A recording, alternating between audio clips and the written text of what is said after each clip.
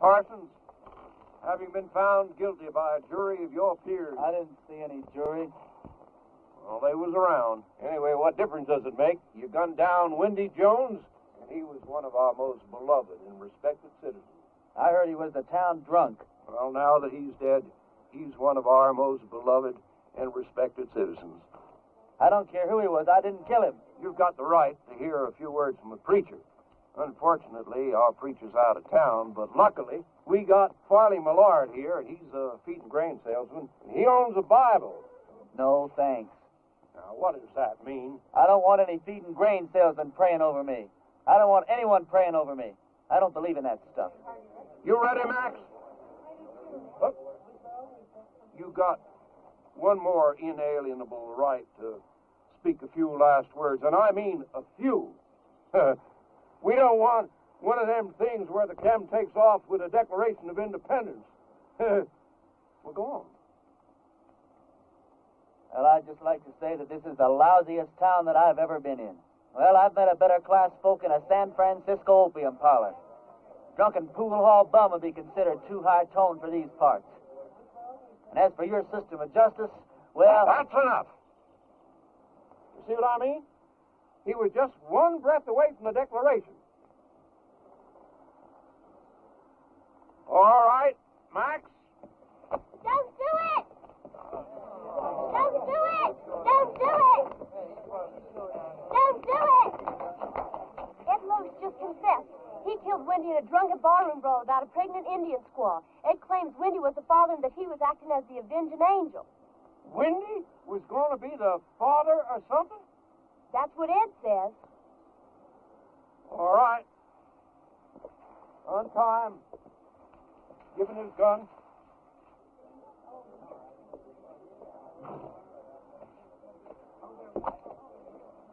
Now, that's the way out of town, son. Take it, keep on going, and don't you never come back. You heard her. I'm not guilty. Even so, we don't want no fast guns in this town. Fast guns right alongside with lepers in this law-abiding community.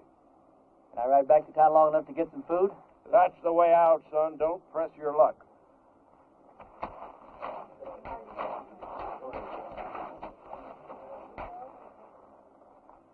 Thanks. Bye. I'm going with you. You don't have to. I'll be back. When? Whatever you do, don't leave town. Wait. Never give up hope. See ya.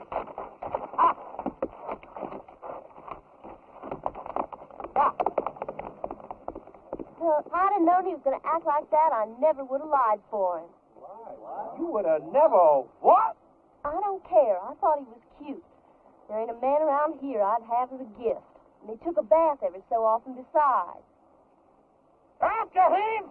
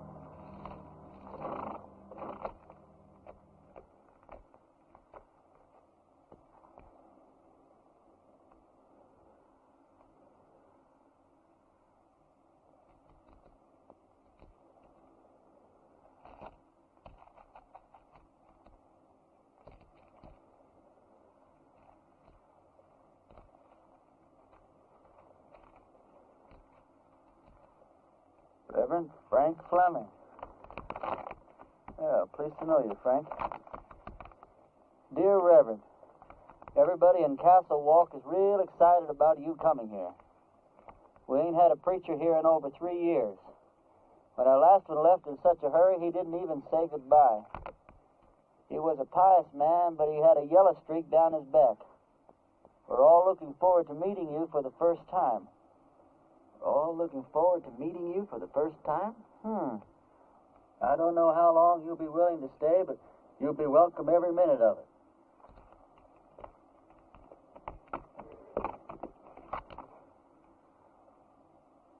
Here's the preacher's horse.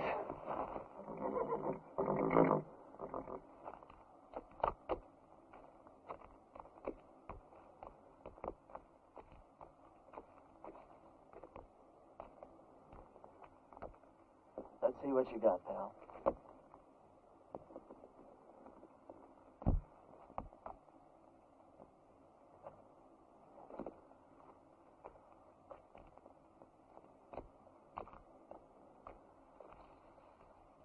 Frank, if ever I catch the guy who did you in, I'll take care of him for you. In the meantime, I'm going to need your clothes and your horse. I got a posse after me for something I didn't do.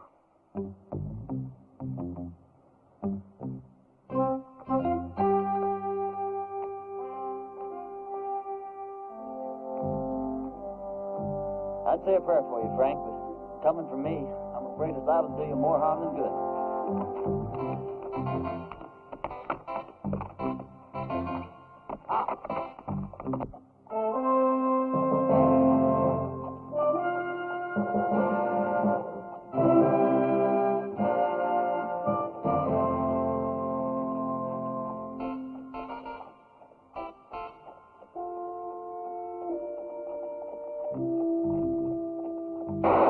Pull up. This is a hold-up.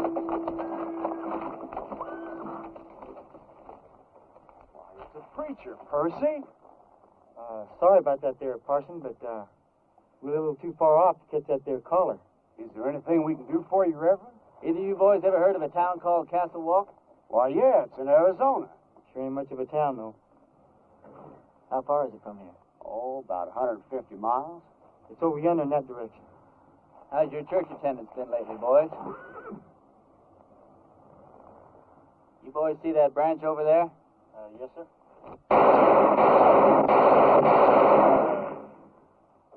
That was for the Lord, boys. He loves you, but he hates your profession. Yeah, I can see how he would. I want you boys to go and sin no more. We surely won't, Parson. As soon as we can afford not to. Preacher, you being so good with that gun and all, how come you didn't just kill us as we was riding up here? Because you boys are children of the Lord, just as much as I am.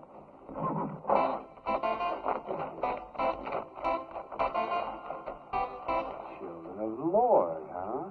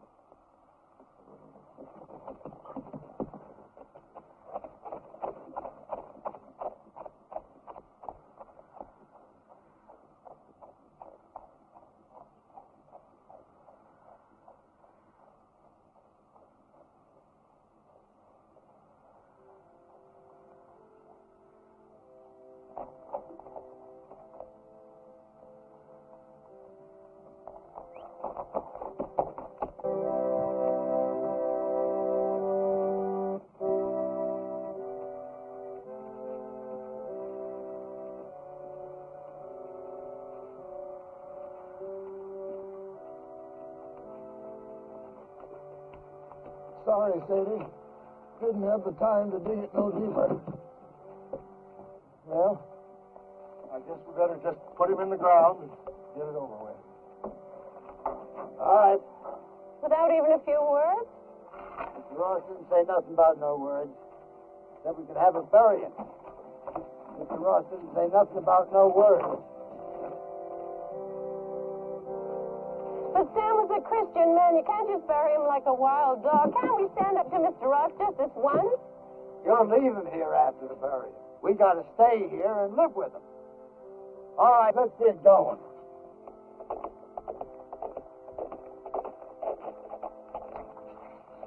Wait a minute. Is it one of Mr. Ross' men? Looks like a preacher. Well, what do we do now? And I wrote him myself not to come.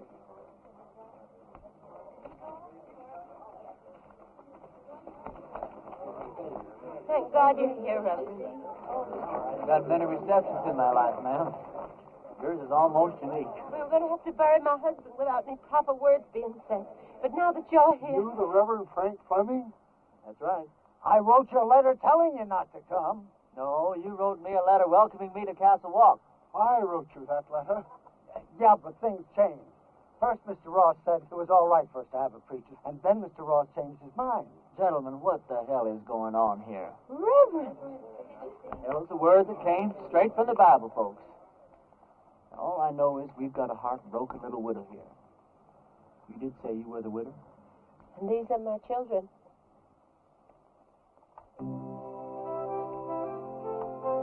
That's a child? She's 18. Oh, she certainly is.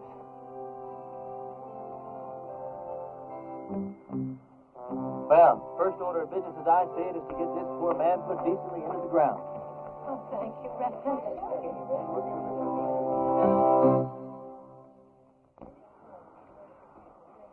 I don't know what Mr. Ross is going to say about this. I haven't been here 5 minutes, and I'm already sick to death of Mr. Ross. Come on, let's bow our heads. Don't you have a Bible, Reverend? Oh, I probably do in my saddlebag. Here, you can borrow mine, Reverend. The deceased was probably a simple man, so I'll just say a few simple words of my own, not bother to dip into the Bible today. You all know it's ashes to ashes and dust to dust. It may not sound like the best deal in the world, but it's the only deal you're ever going to get, so you might as well learn to live with it. I didn't know the late deceased, but some of the works he left behind are mighty impressive.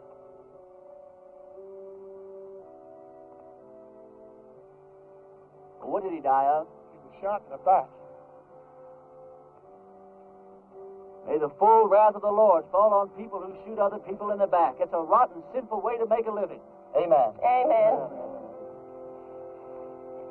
Can't thank you enough, Reverend.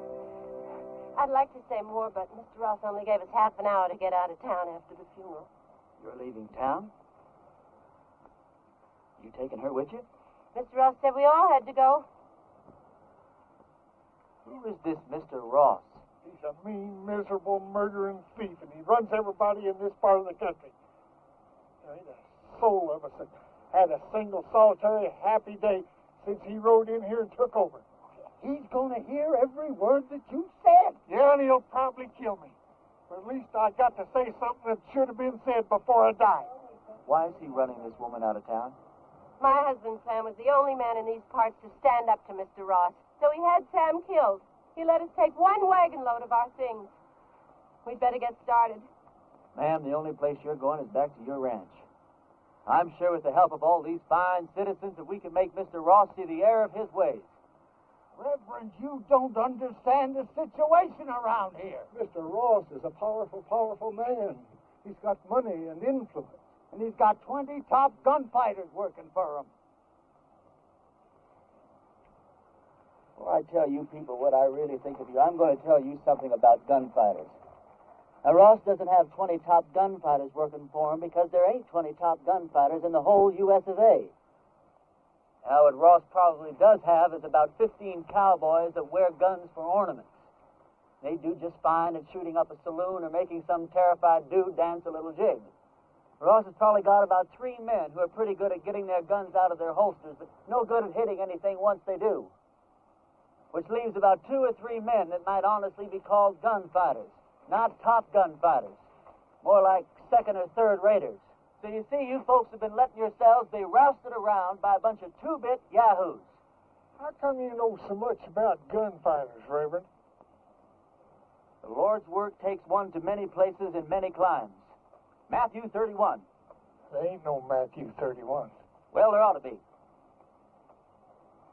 Widow, I want you and your family to get in the wagon. I'm going to drive you home. You're going to sit next to me. Oh, I don't know, Reverend. Ma'am, you don't look like the kind of woman that would back away from a little fight. Where's your faith? My faith is in good shape, Reverend. And if you're willing to take the risk, so are we. Get in the wagon, kids. Us and the Reverend are going home.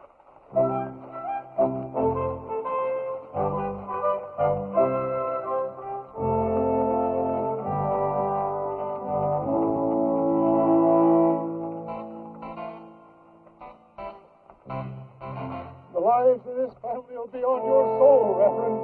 Oh, Reverend. Yeah. A couple of Ross's men are in town and they're pretty liquored up. That was their first mistake.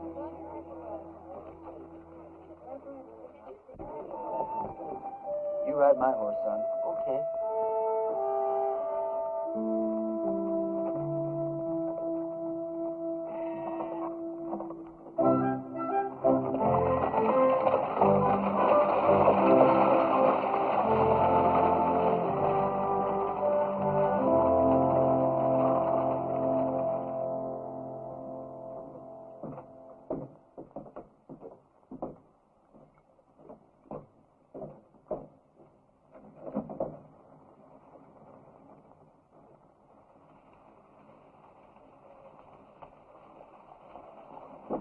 Hey, let's go have some fun.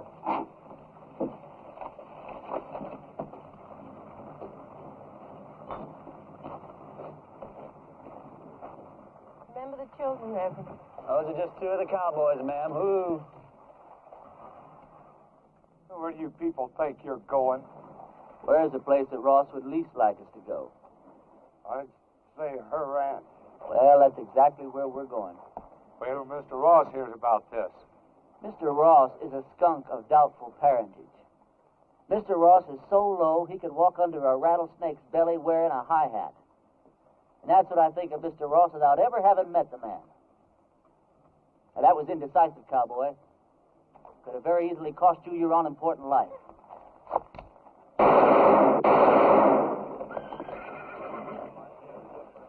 Those could have just as easily been your ears flying off your head, boys. Well, that's a terrible way for a preacher to have.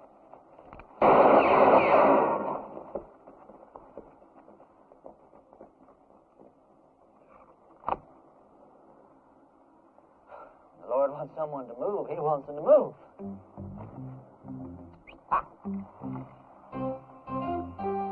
Reverend, my husband Sam would have followed you to hell and back. Oh, don't talk about hell to a sinner, ma'am.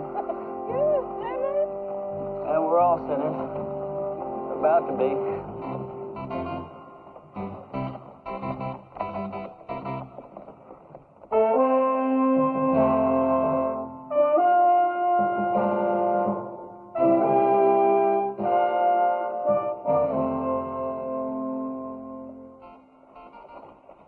All right, kids, as soon as we stop, I want you to get the wagon unloaded.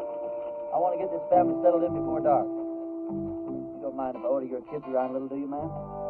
Reverend, you can do anything you want to. Reverend? Reverend? Yes, ma'am. Reverend, this hole in the back of your coat, it looks like a bullet hole.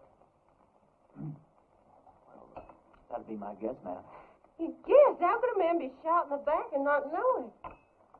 Well, I was carrying that coat over my arm when the shooting took place.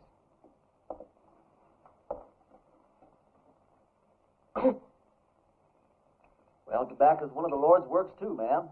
I'll get my things and fix your coat.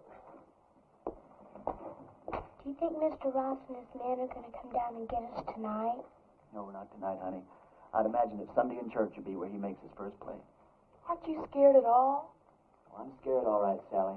But not the kind of scare that'd make me knuckle under to the likes of that Ross.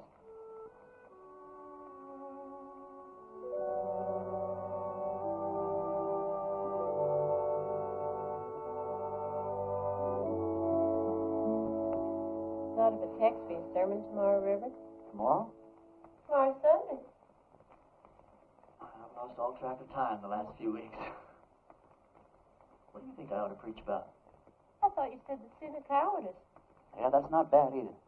Thought you probably had some favorite passage from the Bible to illustrate your point. Oh, I do. Several of them, as a matter of fact. But what's your favorite passage from the Bible that would illustrate that point, man? I think it would be Luke 12. Christ says, "Do you think I have come to give peace on earth? I came to cast fire upon the earth, and would it were already kindled." It says that in the Bible? Well, I told you, Luke 12. Oh, Luke 12. Yeah, that Luke, he really knew how to turn a phrase, didn't he?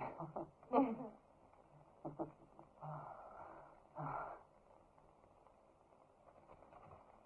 your clothes up for the services. I'd appreciate that. You don't happen to have a Bible around, do you? I seem to misplaced my glasses. Could you turn to that spot in Luke that your mother was talking about? It's right here. You don't wear glasses. That's something, you're right. I don't know what got into me.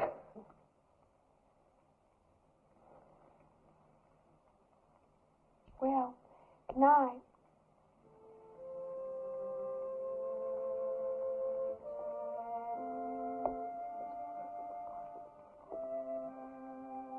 Good night.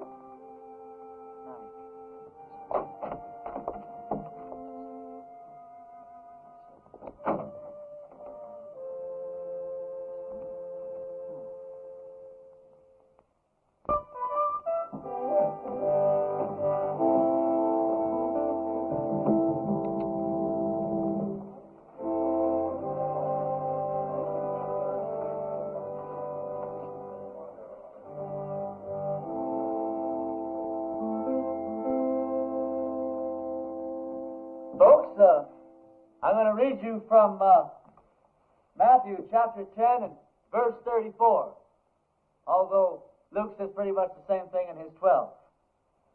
"Think not that I am come to send peace on earth. I came not to send peace, but a sword."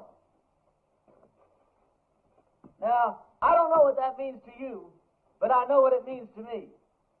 It means that while God loves peace, when the occasion arises, He's not reluctant to use the sword. Matter of fact, when the occasion calls for it, He might become downright irritated if you don't use the sword, or the gun, or the rope, or whatever's handy.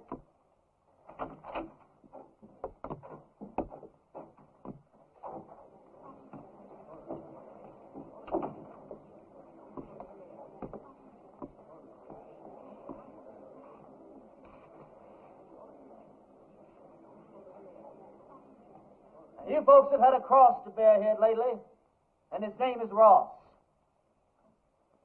They say that people get the kind of lives they deserve, and I guess they do.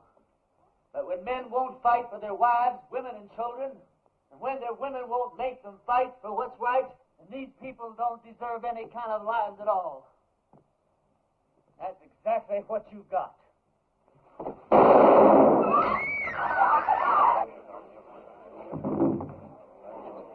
Get his gun.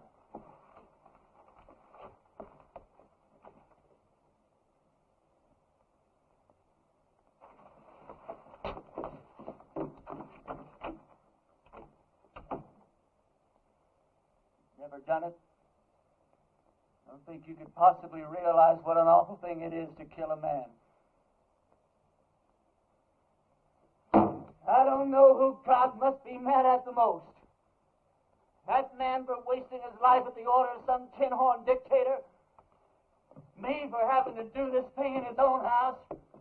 You people haven't quit before the fight even got started. I haven't got the heart for any more church today, that's all.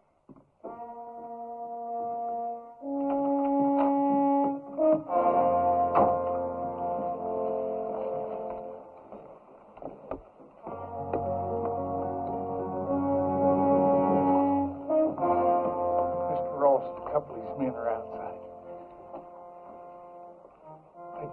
up, son. Every second.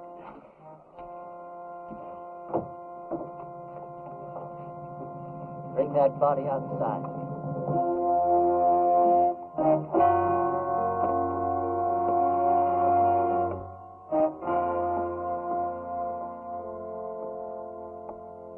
You've had a couple of fun days here, preacher. Well, I tell you, Ross, The name is Mr. Ross. The name was Mr. Ross. Now, you hear me good, Ross. Either of those two men go for their guns. I'm going to go for you first. I think I can take him, Mr. Ross. Don't think. Here's your chance, boys. Either you holding any grudges against him, draw on me, and I'll kill him for you. If we go together, we can get him. Before or after he kills me. You don't look all that fast to me. Shut up.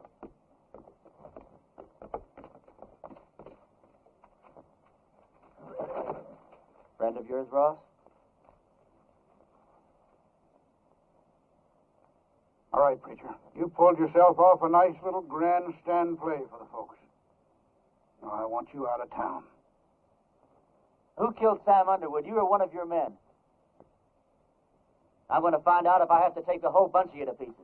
Give me the word. I'm sure I can beat him. We'll go on back to the ranch. I'll be there in a minute. You sure? Now.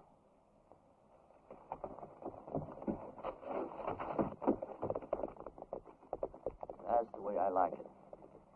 Man to man. Do I make the first play or do you? I just changed my mind, preacher. I don't want you out of town. I want you right here where I can get you anytime I want you. Service is next Sunday at 10 o'clock, and there's a 4-bit fine for being late.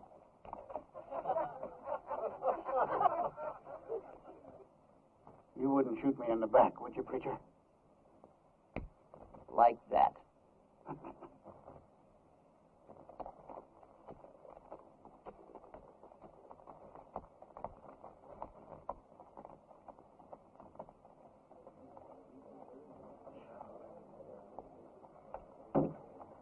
Any of you folks think your preacher doesn't deserve a drink after the events of this morning? Well, we just don't believe in the same God, that's all. Some of you boys plan him, will you? Don't you feel a little strange having a drink with your preacher on a Sunday morning? No. How come? You know, about 10 or 12 years ago, I took a trip up to Cheyenne. Come across this altercation between a 19-year-old kid and one of the top gunslingers in that part of the country at that time. This kid, he didn't want no part of the fight, but this gunny was drunk. He kept at it, and finally the kid had to go for his gun or get blasted right there in his tracks. It was plumb pitiful. How? This kid was the fastest thing I ever seen. Caught that gunny flat-footed. Why, he was dead before God got the news. I inquired around, found out this kid's name was Ernie Parsons. Ernie, what are you doing here in Castle Walk dressed up in that preacher's outfit? It's a wrong guess, Billy. You know, once you've seen a top man handle himself in a gunfight, you never forget one little detail. What are you on for, anyway? Doesn't matter. I didn't do it. They'll hang me just like I did if they catch me. Did you kill Frank Fleming? Oh, of course not. Came across his body in the hills, and he was already dead. I was half starved, no place to go, so I took his clothes and horse and came here. All right. I'll ride back to the ranch, tell the widow and the kids goodbye, and I'll move on. Why leave? You're the answer to our prayers, Ernie. No, I'm not, Billy. Don't let these clothes fool you. God moves in mysterious ways, boy. Not that mysterious. Look, Billy, what I'd like to know is if I do stick around here, how much help can I count on from these God-fearing people? Almost none. Almost none? None.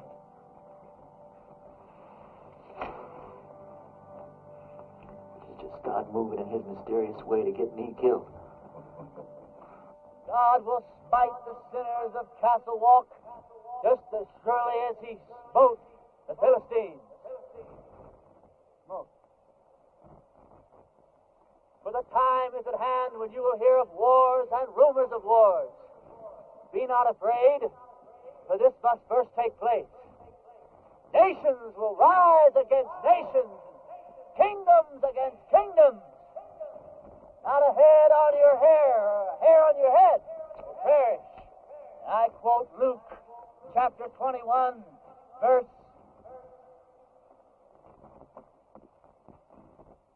Luke chapter 21 and verse 23. For there shall be great distress in the land, wrath upon his people.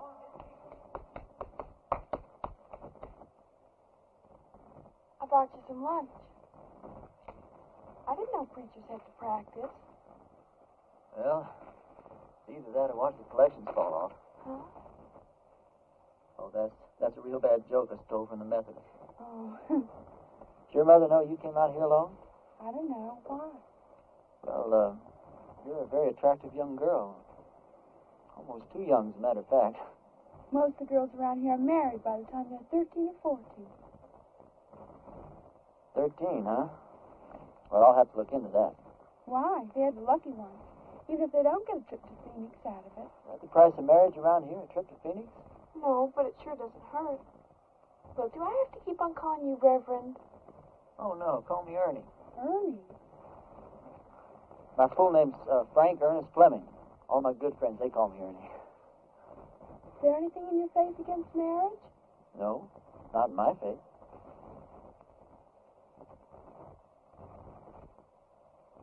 Look, Sally, sit down. This conversation isn't going in exactly the direction I planned. I mean, you know, marriage is just fine. I was real glad that my parents believed in it. But there's other things, too.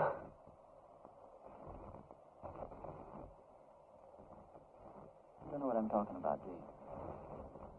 I know what you're talking about.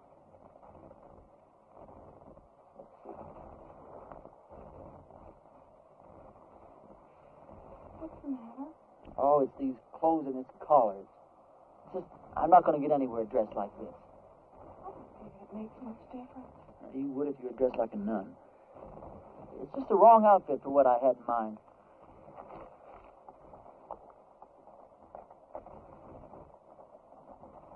Hey, preacher, I gotta talk to you. Hi, Sal. Hi. It's real important.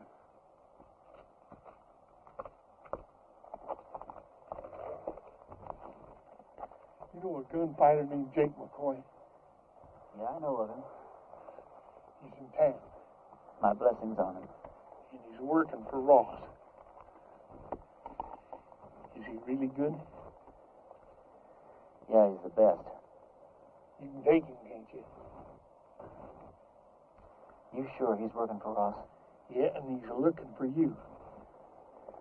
Although he don't know who you really are. That doesn't matter. Or does it? Where's he at now?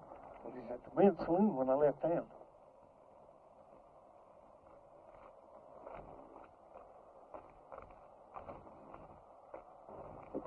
You're going to have to ride back to the ranch alone. We didn't get very much accomplished today, did we?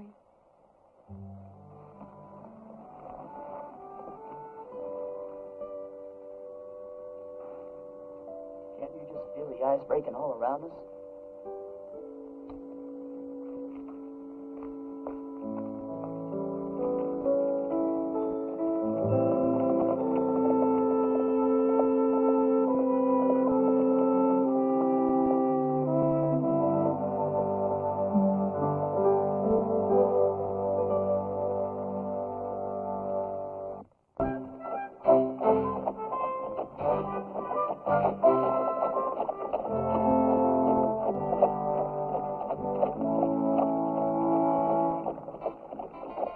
Well, this is your last chance to ride on out of here. Forget about the whole thing. I can't. I don't know why, Billy, but I just can't.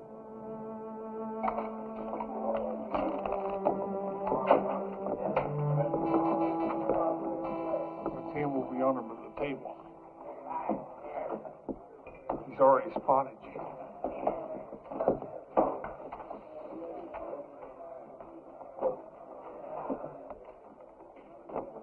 Hello, Jake.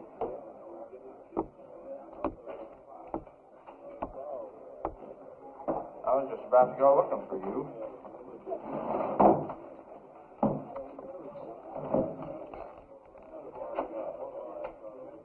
You ever run into Ernie Parsons anymore?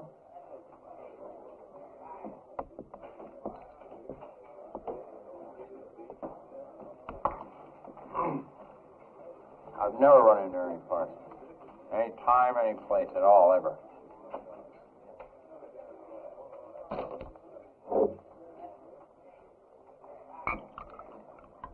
You have now. You?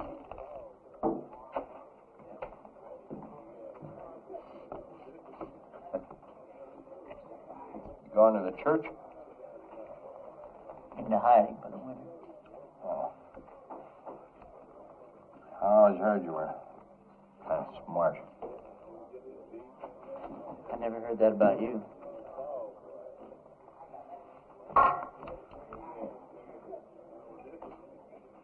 Look, are we really going to have to go through with this thing? I got $1,000 in my pocket. And the girl waiting for me in Boulder City says I gotta go through with it. You all that sure you can beat me? You all that sure I can? The only thing I hate is a stupid, senseless fight. Come on.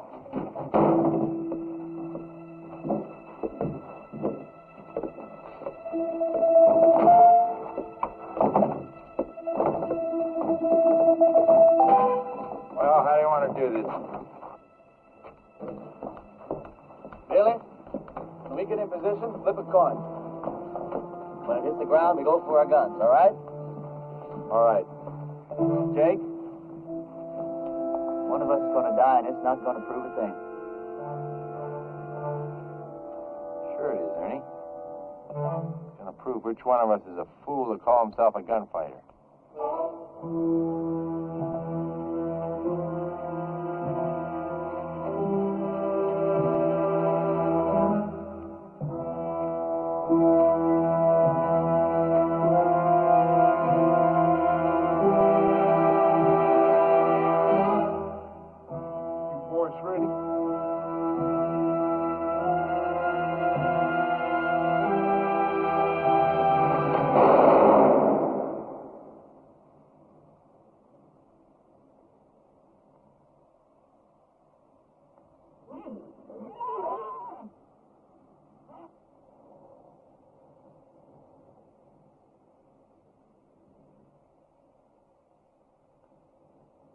Are you hit?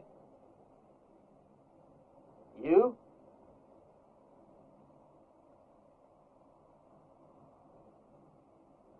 You ever miss from this distance before? Never. Me either. Want to try again? No. No, I think somebody's trying to tell us something. You put your gun away. I'm going to get on my horse and get out of this place.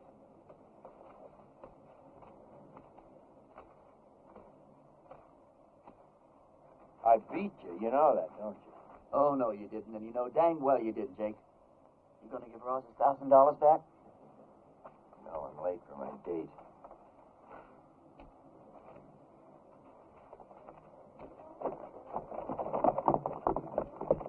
You folks see those bullets hit? I don't think it hit anywhere, Reverend. That's just plain silly.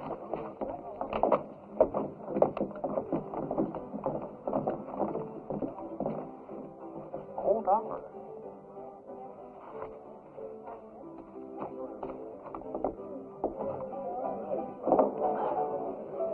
How those stupid legends get started. Jake and I have an off day in a gunfight. Miss each other. Wish there could be 1,000 explanations. Just because a bunch of rummies standing around don't see where the bullets hit. All of a sudden, you've got the miracle of Castle Wolf. Now, this whole miserable little town's going to think that God's on their side. Well, you got me convinced, son. But somehow or other, just hardly believe that you convince yourself. Now, let me point out a couple of things to you. Like what? Well, for instance, you're back yonder in that town and they're about to hang you. And right at the last minute, in rides this gal and saves your neck. She and I've been fooling around a little bit. All right, well, then you're out there in the brush, posses are chasing you. Then all of a sudden you come across this here preacher's body. You find this letter that brings you right here to this here town. It's supposed to lead him. Yeah, but you was the one that wound up here. Right here where you're needed more than anybody's ever been needed before. Now, do all this make you want to stop and think just a little bit more? No.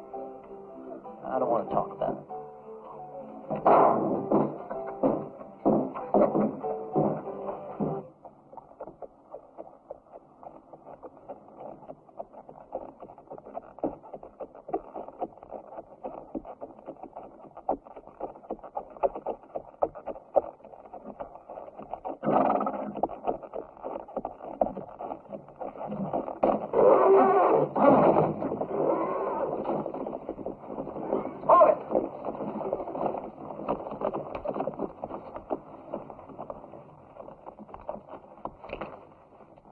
You should have listened to me when I told you to get out of town. You shouldn't have backed out in front of me the other morning either. Now, this whole town's going to have the idea that you're just a little less than the tin god you pretended to be. Just tell me one thing. What really happened between you and Jake McCoy? I chased that bum out of town. And he's not going to give you your $1,000 back either. So to tell you, that's the price he charges for shaking hands with scum like you. Get on with it. Freeman, you drop that rope real slow.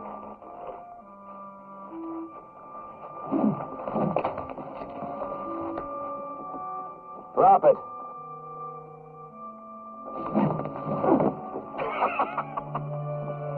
You ain't getting out of town fast enough, preacher.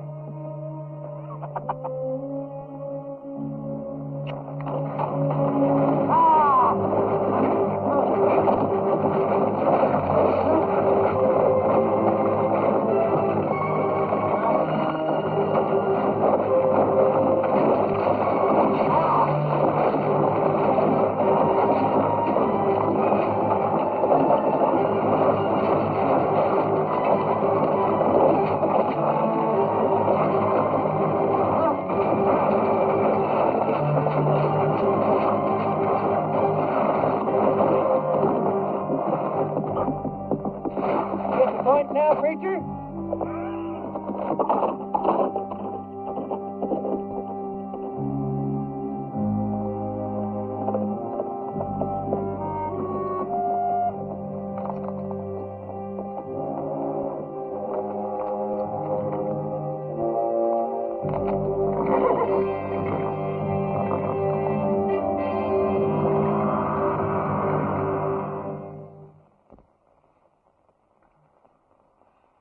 Bunkhouse of our ranch. I thought it would scare the kids if they saw you like this. How'd you find me? When you didn't come home last night, I set out to look for you.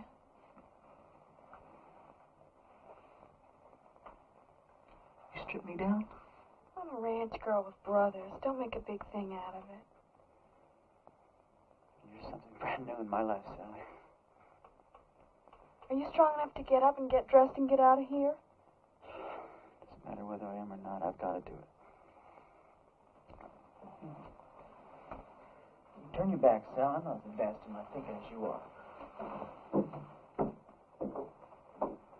Will I ever see you again? Sure, why not? I'm not going far. Well, you have to. When they don't get your body, Mr. Ross will never stop until they find you. Yeah, this is the first place he'll look. I want you and the kids to go out and dig a grave. Put some kind of a marker on it with my name. Tell Ross you found my body and buried it in the hills. Can I turn around now? Sure. Sally, I don't want anyone to know that I'm alive. I want it to come as a horrible shock to Ross. I want to start giving him trouble in ways he never dreamed of. We'll need plenty of food, water, ammunition. I'll get you everything you need. Where will you go? I'll hide out in the hills for a while. Well, Ernie, in this part of the country, if a girl undresses a man, it's customary for the man to make an honest woman out of her.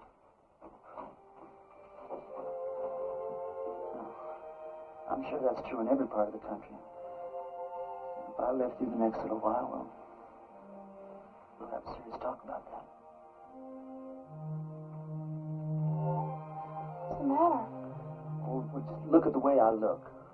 Well, it's always something, isn't it? You don't like the way you're dressed. You don't like the way you look.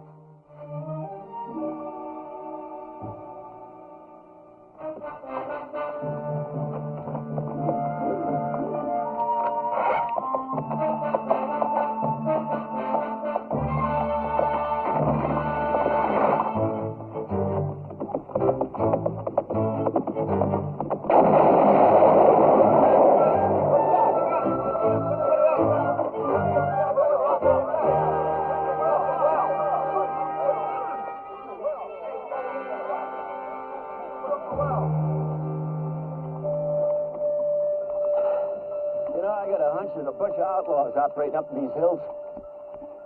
Probably scared old Chet and Harley half to death. Pull up the well, too.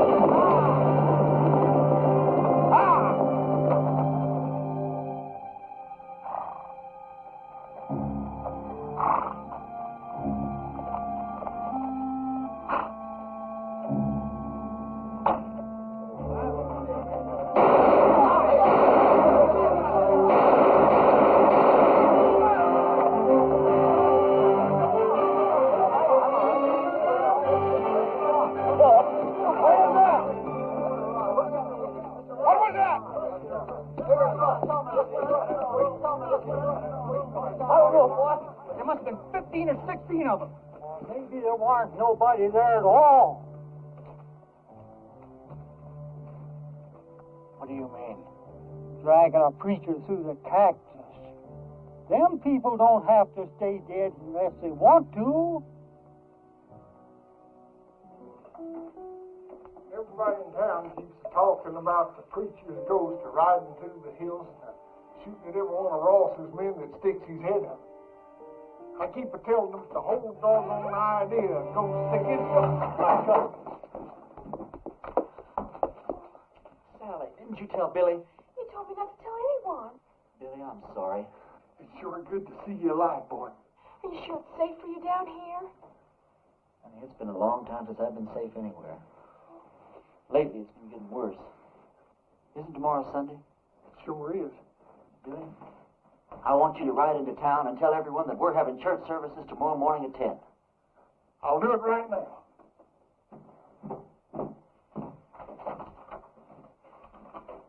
Sally told you our plans, ma'am? You have any objections? No. Ma'am, has it occurred to you that Sally's liable to end up one of the youngest widows in these parts? Mary Mert's only 14. She's been a widow 2 years.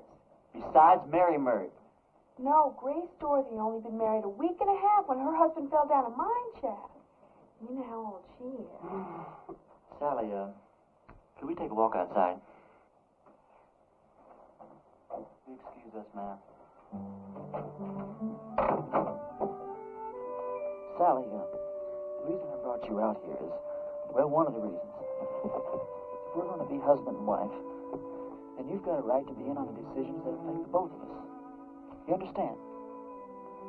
Now, if I stay here and fight it out with Ross and his men, the chances are very good that I'll be killed. But on the other hand, we could leave here tonight, get married the very first town we come to, go someplace we both like and settle down and just have a wonderful life for ourselves. It's all up to you, Sally. You just say the word. Well, Mom always said never throw yourself in between a man and what he thinks he's got to do. Well, I won't kid you, Sally. I'm a little disappointed in that answer. No, it's all right. I got the strangest feeling that I've been pointed straight toward this shootout ever since the day I was born. There wasn't a thing in the world I could do about it. Billy says it's God moving in his mysterious way. Me? Well, I just don't know.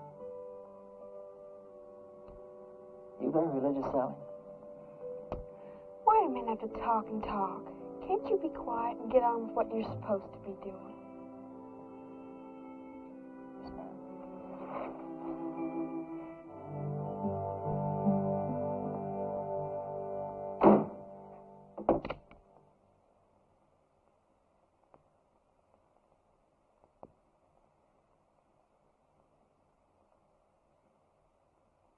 Folks, I'm here today as your preacher and as God's representative. As your preacher, I've stood up to your enemies for you, and all it's gotten me so far is a lot of bruises and a bunch of cactus spines. Now, I understand that a lot of you thought I was dead, and that my ghost was raging through the hills, wreaking my vengeance on Ross and his men. And I want to ask you something. What were your feelings? Were you scared that you might have an angry ghost raging in your hills? Or were you ashamed because not a single one of you came out to see if I was alive or if I might not need some help? Well, I'm warning you people. While you're sitting around waiting for God and me to do your work for you, God just might have some plans of his own. Maybe he's not as angry at Ross as he is at you.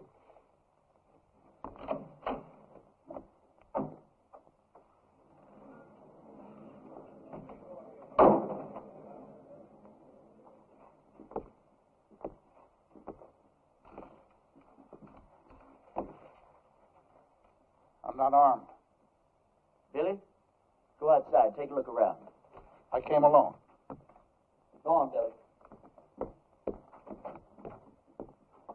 I just thought it was time that all this foolishness came to an end. We got a new country to build here. We ought to be getting on with it, instead of indulging in all this senseless killing. I won't deny that you've hurt me since you've been here. Several of my men have been killed or wounded. Several more have run off because you scared them half to death. I didn't know I was doing that well. What do you want, Ross? A truce. A chance to get on with our lives. Ross, if you were sitting on a stack of Bibles 10 feet high, I'd bet money that you were lying and I'd win. Well, now, just a minute, Reverend. If Mr. Ross is sincere, and I believe he is, this may be just the moment we've been waiting for. Luther, how could you believe that? I don't believe him for a minute. Now, Sadie. You are going to believe this man after all he's done to you? Jehoshaphat, Reverend. Anybody can make a mistake. If Mr. Ross is man enough to come here, please. I didn't mean to create any dissension amongst the preacher's flock. Now, you've all heard what I have to say. Think it over.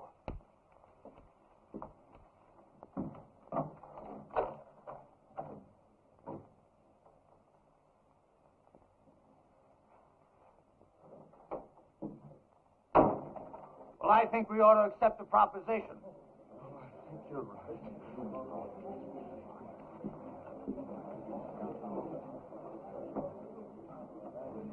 I have an announcement to make. Miss Sally Underwood and I are going to be married tomorrow morning at 11. You're all invited. The second the ceremony is over, my wife and I will be leaving this God-forsaken town for good. The ceremony won't take place here at the church. It'll be at the Mint Saloon. Say what you want about those people at the Mint, but they know why they're there and they do something about it.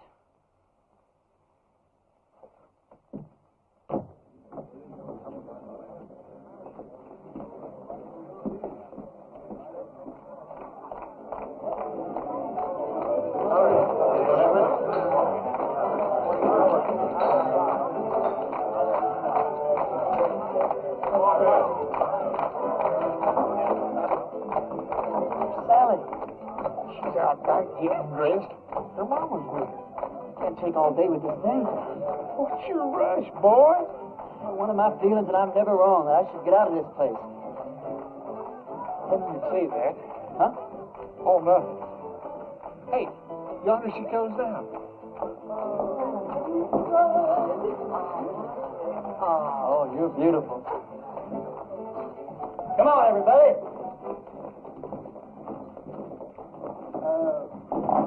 Don't you get the feeling that maybe something's missing here? I mean, who's going to perform the ceremony? You're the only preacher around here. Well, I don't know of any law that says I can't delegate my otherworldly powers. You marry us, Billy. Oh, yes, Billy. I don't know about the legality of all this. Oh, never mind the legality. It's the spirit that counts. Well, Now, I take Sally to be my wedded wife. You go on from there. well, dearly beloveds, we are gathered here today to unite this couple in holy. What's that? Reverend, you were right. Ross and his men have bypassed the town, and they're circling around, and they're coming in that way. Well, he's let us down again. Hold it down, hold it down. How many men? I counted 14, including Ross. How long before they get here? Not more than 5 minutes. Well, 5 minutes is plenty of time. Go on with what you were saying, Billy. I'll have to get ready for Ross, otherwise I won't stand a chance. We'll have to finish this thing later. All right, folks, this is it. Now you see how much his word means. Ross and his men are coming into town for just one reason, to get me. Because he knows if he kills me, there won't be enough fight left in the rest of you to hold off a bunch of sick old ladies. This thing works two ways. Now, if I can get Ross first, then his men won't have any reason to go on with the fight. So all I'll need is some of you to keep his men pinned down while I take care of Ross.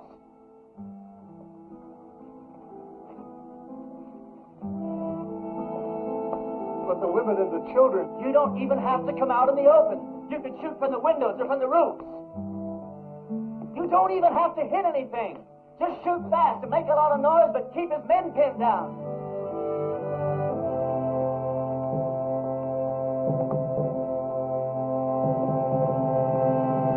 Can't believe it, Reverend. I'm with you. Give Ma and me a couple of rifles. Well, you said we didn't have to hit anything, just make a lot of noise. You don't think I'd take a chance with you, do you? Come on, Billy. Give me the keys to the hardware store. Barbershop. I don't hate you people. I guess you just can't help the way you are. Well, I ain't gonna be that easy on you. Ernie, there's something else that you ought to know about. I'd have told you sooner, but, well, I didn't want to spoil the wedding. That sheriff that wanted to hang you, he's here in town. Where? Over at my place. I told him I was the sheriff here. It's one that I got off our last late sheriff. Anyhow, I told him if he'd wait there while I'd round you up and bring you into him. How'd he find me? Oh, him and that posse come across Frank Clemens' body. When them old boys knew Frank, they figured that you'd switch clothes with him. Well, if he wants me, he's just going to have to get in line behind Ross and those other 13 men. You take the barbershop. Ernie, when this thing's over with, though, you got to get out of town. That's all there is to it. Billy, what the hell makes you think we're going to live through this thing?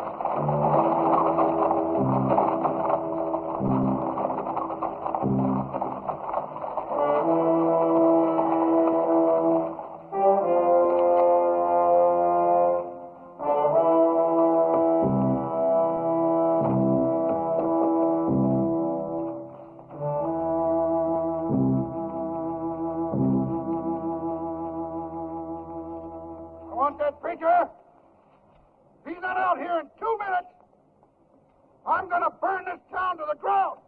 Drop your guns, boys.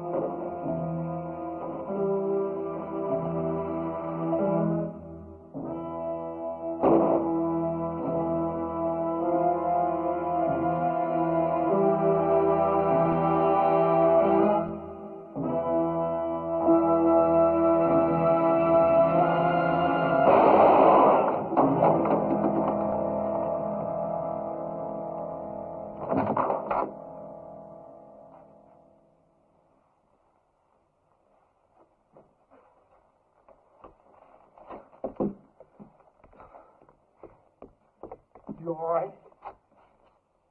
Barely. Listen, all you Ross's men. Ross is dead. Anyone who keeps on fighting is going to have to stand trial. How do we know he's dead? Because I'm alive. All right. You heard the man. The sheriff's going to be down here to find out what this is all about. Yeah, I know. Billy, get my horse and meet me out back, huh?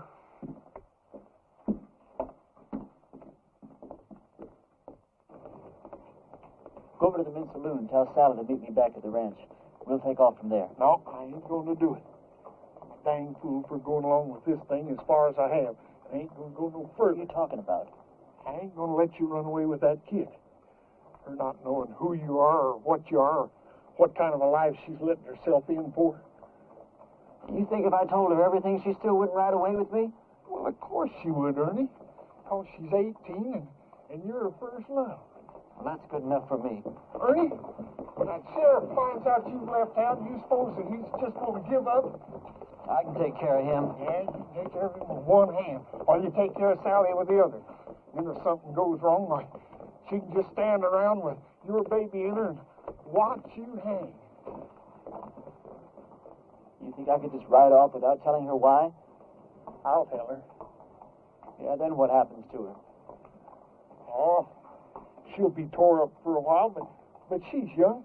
She'll get over it in a month or two. Yeah, but I won't get over it in a month or two. I'll get your horse. I'll get it myself.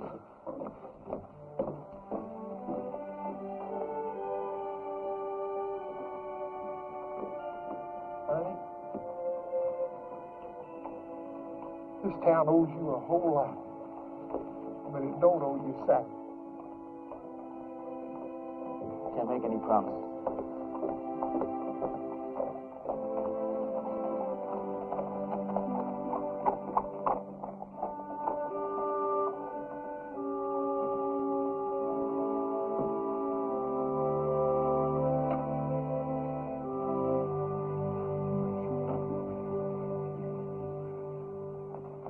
He's all right. He's not hurt, and he'll be here any minute.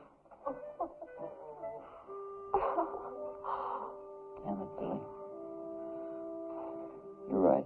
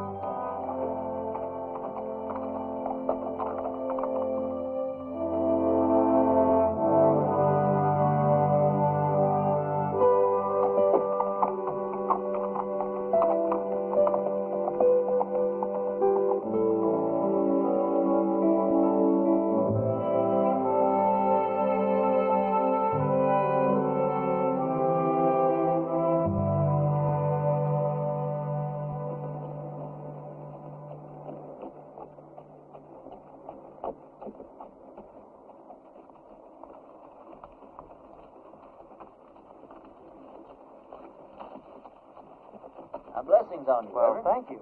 Ernie, do I know you? No, I don't think so. And how come you know me? Because I know every preacher in this part of the country, and you're not one of them. And I've been hearing about a gunfighter named Ernie Parsons and some interesting goings-on in a town called Castle Walk. Now, don't believe everything you hear, Reverend. Oh, I don't. That's why I'm on my way to Castle Walk right now, to investigate these wonderful stories. Well, maybe you should get them a real preacher now. They seem very happy with the one they had. They had a gunfighter, not a preacher. God moves in mysterious ways. You boys sure do hammer away at that phrase, don't you?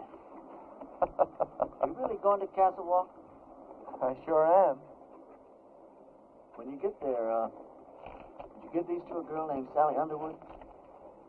Tell her they're just from an unknown admirer that thinks certain girls should have a trip to Phoenix, even if they don't get married. All right.